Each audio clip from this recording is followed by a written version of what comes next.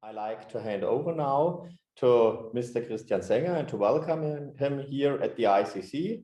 Mr. Christian Senger is an akademischer Oberrat at the University of Telecommunications at the University of Stuttgart. He received a diploma degree in computer science from the Universität Karlsruhe in 2006 and a doctor engineer degree in electrical engineering from Ulm University in 2011. From May 2013 to October 2015, he was a postdoctoral research fellow at the Communications Group at the University of Toronto. His main field of interest is error control coding with its modern applications in fiber optical high-speed networks, distributed data storage, and flash memories. So we're happy to have you as an expert and to inform us today on CRC error detection for CAN-XL. Dr. Senger, the stage is yours. Thank you very much. My presentation today is about a project that I did together with Florian Hartwig and Arthur Mutter from Bosch. And the title is CRC error detection for CAN-XL. The motivation for this work is that in any communication system, you cannot guarantee that the receiver receives what the transmitter transmitted. And since you do not want to have minus 5A showing up on the speedometer of your car, you have to do something about this. In the previous talk, we learned a lot about the different error scenarios that can happen in CAN-XL and how to cope with them. You learned about the big framework of error detection. And now in this talk, I'm going to elaborate a bit more on the CRC checks which are involved and which were already mentioned before. My agenda is as follows. First of all, I would like to start with some basics, a little theory on error correcting on CRC codes, and to present the main idea behind redundancy checks, how they are applied, how they work, why they are working, and so on. In the next step, the next big section is the Preface CRC, formerly known as header CRC, and this deals with the fixed fields in the CAN-XL frame, dynamic bit stuffing, and what we know as the fault type B. Final part is on the Frame CRC. This is where we are protecting the actual payload data. The main challenge in the Frame CRC is that we have to deal with potentially very long frames, since the data field can contain up to 2048 bytes. And the main result of this work is actual proposals for generator polynomials, for CRC codes, for as well the Preface CRC and the Frame CRC. And of course, the proposals that we provide are optimized for bit flips, such as mentioned before, and burst errors. Okay, let's start with a short introduction on cyclic redundancy check codes. They are based on what we call generator polynomials. A generator polynomial is a polynomial over the binary field, which means it has coefficients that are either 0 or 1, and this polynomial has a certain degree, which we denote as capital M. This is the so-called CRC length. If we have such a polynomial, then we can construct a code. The code is a set which we obtain when we take this generator polynomial and multiply to it in the polynomial sense all over F2, which means that an addition is an XOR and a multiplication is a logical AND. If we multiply all possible message polynomials, M of X, with this generator polynomial. Okay, we can do this for all possible messages. The messages are restricted to a certain length, a certain degree. We identify vectors and polynomials in this talk, and then you obtain this set, and this set is called the CRC code. This is a linear code, which is important for the evaluation of its error correcting or error detecting performance. And the messages that we can feed into this code, the messages that we can encode with this code are restricted to a length of k bit. The code words are exactly the elements of this set. So the results that we obtain when we multiply a message with the generator polynomial have a padded length of k plus m. K is the length of the message. M is the length of the redundancy of the CRC check that we are appending. In order to talk about the Hamming distance, we have to talk about the Hamming weight of a code word. This looks pretty complicated, but actually it isn't. The Hamming weight is simply the number of non-zero components of a code word. Right? Each code word is a long sequence of zeros and ones, and the Hamming weight of a code word is simply the number of ones in this binary case. If we have the Hamming weight, then we can specify the minimum Hamming distance. In general, this is a bit more complicated, but since the CRC codes, according to this definition, are linear, the minimum Hamming distance is identical to the minimum Hamming weight. So we can define this HD, Hamming distance, subindex K, where K is the message length, to be the minimum of all Hamming weights over all code words. So you basically go through all the code words. You have to, well, of course, you skip the all 0 one. You go through all the code words and you simply write down the Hamming weight of each code word, and the minimum Hamming weight that you find in all your code words is going to specify the minimum Hamming distance of your code. Okay. Little side comments. Even though cyclic is even in the name of CRC codes, the CRC codes that we are dealing with here are not actually cyclic, or not necessarily cyclic. They can be made cyclic if you view them from a different angle, or if your generator polynomial fulfills certain properties, but probably they should be called polynomial redundancy check codes instead, but they aren't in literature, so I'm going to call them cyclic redundancy check codes as well. But we don't care so much because cyclicity is not a property that we need for error detection in CanXL. Just a side comment. Okay, how do we do the encoding? Well, we can do the encoding in a naive way. I showed you how the set of code words is defined. It's simply the set of all products that we can achieve by taking messages m of x and multiplying them with the generator polynomial g of x. And we can actually do that. So we take a message, we take the generator polynomial, multiply them together, and we receive a code word. This is the naive way, and this is not what we are usually doing in practice, because if we do this, then the message and the redundancy are somehow messed up. So you cannot really, you obtain your code word and you can't really tell, okay, this bit is a message bit and this bit is a redundancy bit. So every bit is basically partially a message and partially a redundancy bit. We don't want to have that. What we want to have is we want to take our messages, m of x, and then simply append the redundancy in a systematic way.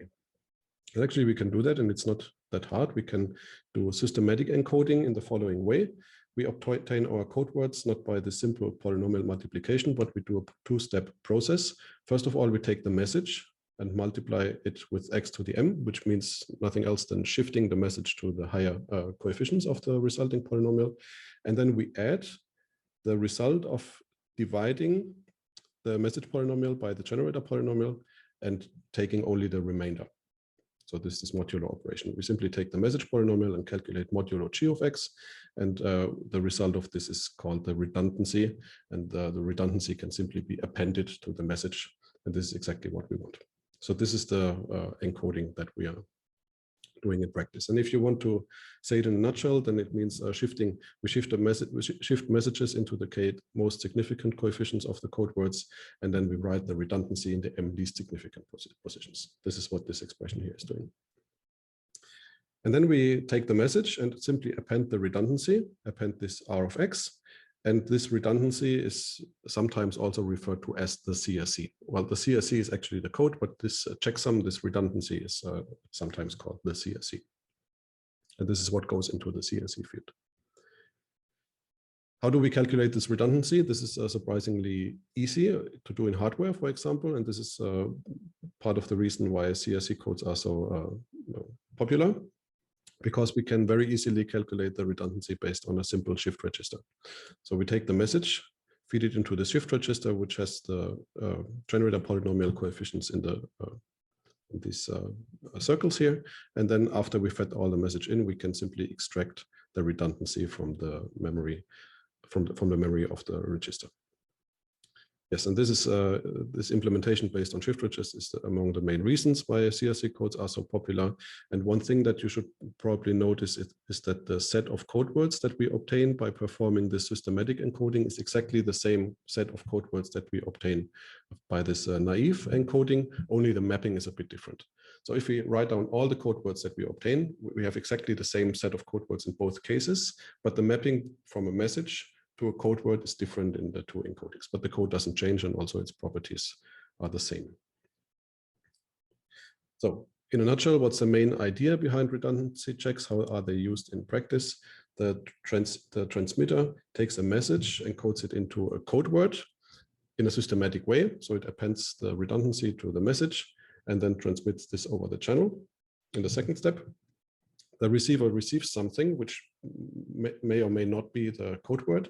In general, it's some v of x, some other polynomial, some other vector. And in case there were any errors, bit flips, burst errors, whatever, this v of x does not coincide with the c of x which was transmitted. And then the goal of the receiver is to figure out, is this v of x which I received, is this a code word or not? If it's not a code word, I can discard it. Something went wrong, and I have to tell everyone, okay, something went wrong, please transmit again or something like that. And if it is a code word, there's nothing I can do about it. I have to accept it as error-free. So the receiver checks whether v of x is a code word. If no, it discards it. We have a detected error. If yes, if it is a code word, we accept it and assume it is error-free. Of course, it can happen, and that's the main problem here, that this v of x actually is a code word, but not the code word which was transmitted. And the receiver doesn't have a chance to detect this. So this case will always go undetected from the viewpoint of the CRC code. So here we have an undetected error, and of course we want to keep the probability for this to happen as low as possible. Okay, I have two comments on this. The first one is about the amount of error, or the magnitude of the error which can be detected under guarantee. The code has a Hamming distance, a minimum Hamming distance of HDK. This means that every two code words are differ in at least HDK bits. Right? If I have 100 bits and HDK is 5, for example, then I know that at least 5 bits of these two code words are different. This means that in order to make a wrong decision, in order to receive another code word, not the one which was transmitted, at least 5 bits or HDK bits in general have to be flipped. If there are less than HDK, for example, up to HDK -1 bits, which are flipped, then this error is detected with certainty. The second comment, you could worry about how the receiver is able to figure out whether this v of x is a code word or not. And the very nice property is that it can use exactly the same shift register, which is also used for the systematic encoding. So it's easy to this detection here, whether v of x is a code word or not, is easy to implement. Okay, this brings me to the Preface CRC. Arthur Mutter already told you that there are two types of CRCs, one for the preface, the header, so to say, and one for the whole frame. Let's start with the Preface CRC, also called PCRC. And in the first step, I would like to go through all the fields which are protected by this Preface CRC. This is going to be a table. So the first field which we have is SOF, which is a bit that is fixed to 0. Since we know that it is fixed, we don't actually have to take it into account when we do the CRC. So this bit, SOF bit, is not part of the CRC message. This is not protected by the PCRC. The next field is ID, 11 bits, which actually contain a value which might change or which varies in general. So we certainly have to take these 11 bits into the message of the CRC, the PCRC. And then if you go through the other fields, then we have RRS, also goes into the CRC. Then we have a few more fields which are fixed, for example, IDE. They don't go into the CRC. Then we have the dynamic stuff bits. And as Arthur Mutter told you, the dynamic stuff bits go into the PCRC, but not the FCRC, which we will see later on, but they go into the PCRC. And there are more fields, a few fixed ones. SDT goes into the CRC, SEC as well. DLC, the data length, for sure goes into the CRC, the Preface CRC. And eventually we have the PCRC itself, 13 bits. And this is exactly the redundancy which is appended to the message. So the message here is the concatenation of all these red Y fields here. And it is concatenated with the redundancy, which we can calculate based on the shift register. Since we have the dynamic stuff bits, and the dynamic stuff bits are actually part of the message for the PCRC, we are dealing with a variable message length. So we cannot design a code for a fixed message length, but we have to design a code which can deal with message lengths from 35 all the way to 38. Right? We might have 0 dynamic stuff bits, and we might as well have 3 dynamic stuff bits. So these are the message lengths we are dealing with. Now let's talk about the requirements which we have. They were already mentioned. First of all, we want to be state of the art. We want to obtain a Hamming distance of 6, which means that any possible pattern of 5 bit errors can be detected with certainty. This is what we want to guarantee. That's also what other standards are what other standards are assuming, and I will show you a figure which I think is going to show you that going to a Hamming distance which is larger, for example 7 or 8, doesn't really pay off. Another requirement is that, like a bonus requirement, we also want to detect any arbitrary number of bit flips as long as this number is odd. So we have a long bit sequence, and we can guarantee to detect every 5 bits which are flipped anywhere, but we can detect many more flipped bits if only the number of flipped bits is odd. And we can achieve this using some theory, using some constraint on the generator polynomial. The next requirement, we want to provide a burst detection capability. So this means that if an error event is concentrated locally, so to say, then we also want to be able to detect it, and we can also achieve this using or doing a special choice of a generator polynomial. And finally, of course, we want to obtain the smallest possible undetected error probability. This is our final requirement, and we will see that we can meet them all using our proposed polynomial. Okay, what's the choice of generator polynomial? The first thing that we have to figure out is how long does the redundancy have to be? I already mentioned the number 13. Where does this 13 come from? CRC code of length 13, redundancy of length 13 is the smallest redundancy, which manages to achieve a minimum Hamming distance of 6 all the way from k equals 35 to k equals 38. Right, so we cannot go down to 12 because if we go to m equals 12, we cannot guarantee this anymore. We can go larger, but this would probably be a waste because then we would have to transmit more redundancy bits. Okay, if we consider all the possible polynomials which can guarantee this Hamming distance, then we see that we have 2048 candidates.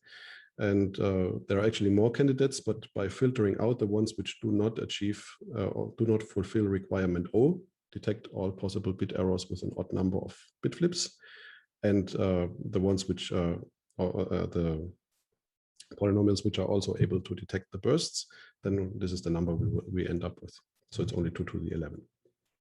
In the end, we have 15 candidates which also fulfill requirement F, which means they have the smallest possible undetected error probability. And we can actually calculate the undetected error probability using this closed form expression. All we need to know is the weight distribution of the code, which is a bit tricky. So for every code, you have to calculate how many code words are in this code which have a certain Hamming weight.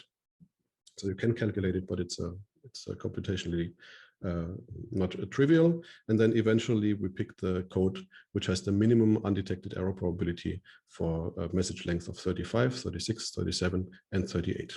And this fulfills requirement P. And this is actually what we did.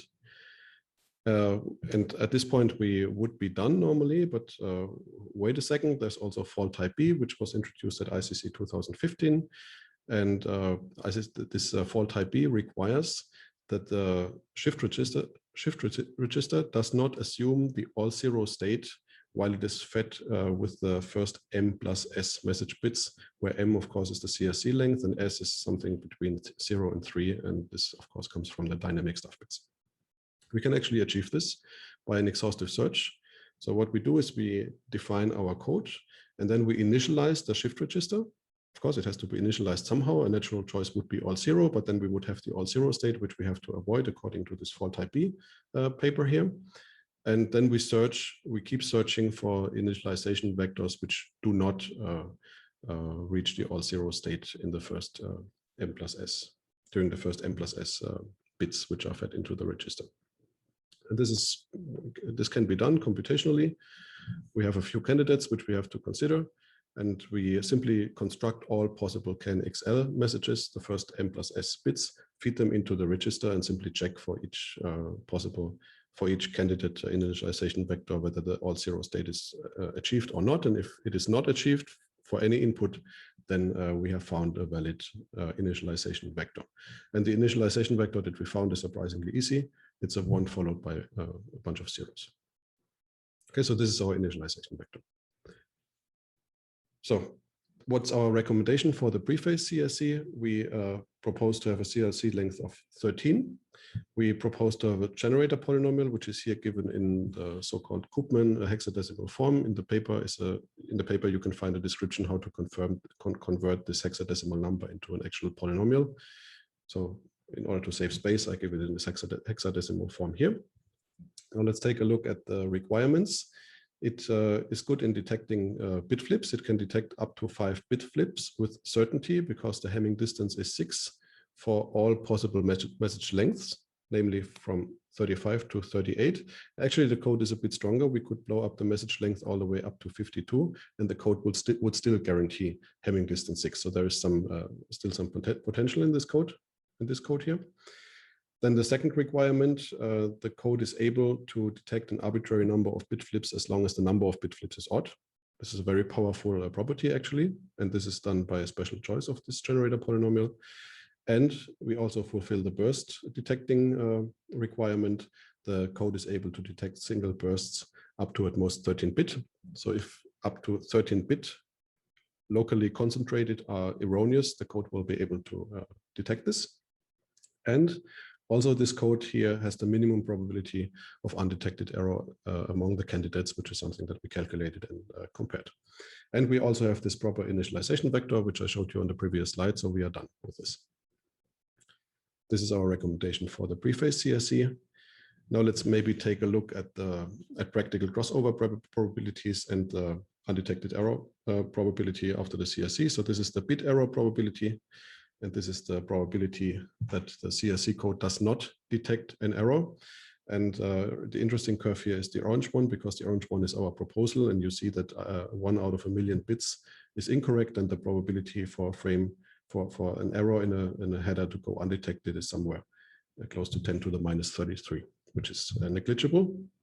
We could also go for a higher Hamming distance, for example, Hamming distance 7 or even 8, which of course has a cost. We would have to go to CRC length 17 or 18, which we don't want to. And this would bring down the undetected error probability. But since we are already at 10 to the minus 3, it's simply not worth the effort. And m equals 13 is what we are going for. Okay, now the final section is on the Frame CRC. The challenges for the Frame CRC are a bit different. The frame length goes all the way up to 2048 byte, which is quite long. This means that we are dealing with a variable message length k up to 16,472 bit. How can you calculate this number? Well, you have to again consult a table. And now we have a new column, and this new column states which fields are included also in the Frame CRC. So this is the column that we saw before. This is the fields that are included in the Preface CRC. Now the new column mentions all the fields which are protected by the Frame CRC. And you can see that there is some overlap. But for example, the dynamic stuff bits are in the Preface CRC, but they are not in the Frame CRC. Right? There's a Y here, but a no here. And if you add up all these numbers, and if you add the maximum length data field, then this is exactly the number that you are ending up with. So main challenge is that we have from pretty short frames to very, very long frames, all kinds of possible message lengths, which we have to protect. What are the requirements for the Frame CRC? The first one, once more, we want to be state of the art. We want to have Hamming distance 6 for all possible message lengths, which is actually a challenge to achieve, especially for the large message length. Then, of course, we have this bonus requirement. We want to detect any arbitrary number of bit flips as long as the number of bit flips is odd. Then we want to deal with bursts. Ideally, we would like to be able to correct at 10 megabit per second burst of length 5 microseconds, which means that we have to detect bursts of 50 bits approximately, but this would require a CRC length larger than 51, which is not feasible. So we will somehow fulfill this requirement, but not to this extent mentioned here. And the requirement, which is different compared to the Preface CRC, is that we also want to be able to accommodate the header or some fields of the header and also the Preface CRC in the message of the Frame CRC. Okay, so except for, besides the actual payload that we want to protect, we also have to include some header fields which were already protected by the PCRC. And this idea is similarly followed in FlexRay. Okay, our recommendation is as follows. We end up with a 32-bit CRC code for the Frame CRC. Remember, the CRC code for the Preface CRC was only 13-bit long, but here we need a 32-bit. And finding such a generator polynomial is computationally very, very demanding. But luckily, we could consult literature and find one code here again in hexadecimal form, which fulfills our requirements. This code is able to detect up to 5 bit flips with certainty. This is the Hamming distance property. It's able to detect an arbitrary number of bit flips as long as the number of bit flips is odd. And this is the requirement which we cannot fulfill by 100%, but significantly at least, it is able to detect bursts up to at most 32-bit. So 3 microseconds at 10 megabit per second, which is pretty good. And it also allows to accommodate the header and the Preface CRC in the message of the Frame CRC. Exactly. So this is, it's taken from literature, the polynomial, but we can use it without restrictions.